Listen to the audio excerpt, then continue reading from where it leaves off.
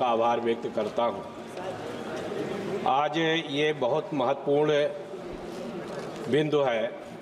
देश की 60% आबादी जो ओबीसी है, उसके आरक्षण के संबंध में, क्रीमी लेयर की परिभाषा के संबंध में डीओपीटी ने 1993 में ये आदेश दिया था कि राज्य सरकारों के निर्देश दिया कि क्रीमी लेयर की परिभाषा में कृषि आय और वेतन को शामिल नहीं किया जाएगा।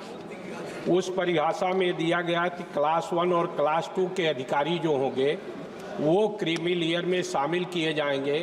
क्लास 3 और क्लास 4 के अधिकारी क्रीमी लेयर में शामिल नहीं किया जाएंगे।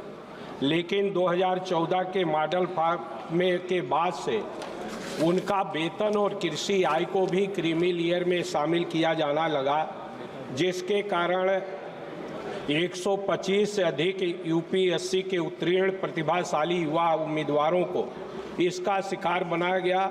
उनके कैरियर बर्बाद कर दिया गया। उन्हें आईएएस और आईपीएस जैसे सेवाओं में शामिल करने से रोका गया। जिला अधिकारियों द्वारा जारी मान्य ओबीसी नॉन क्रीमी लेयर प्रमाण पत्र को भी माना नहीं गया, स्वीकार नहीं किया जा रहा है।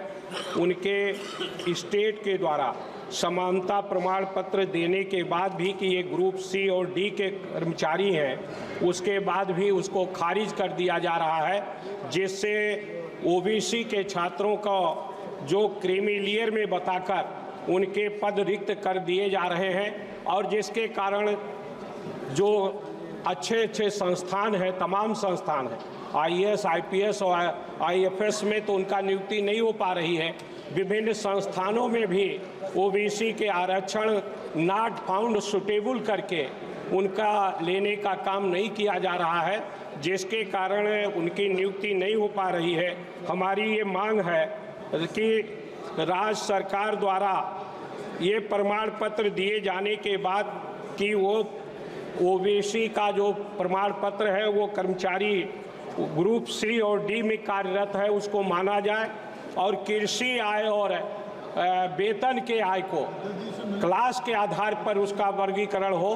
क्लास 1 और क्लास 2 को तो न लिया जाए, लेकिन जो वेतन के आधार पर अगर उसका प्रमोशन के आधार पर वेतन बढ़ता है तो कृषि आय और वेतन आय को उसके क्रीमी लेयर में न शामिल किया जाए, जिससे इनका हित संभव हो सके। धन्यवाद। माननीय सदस्य श्री विष्णुदयाल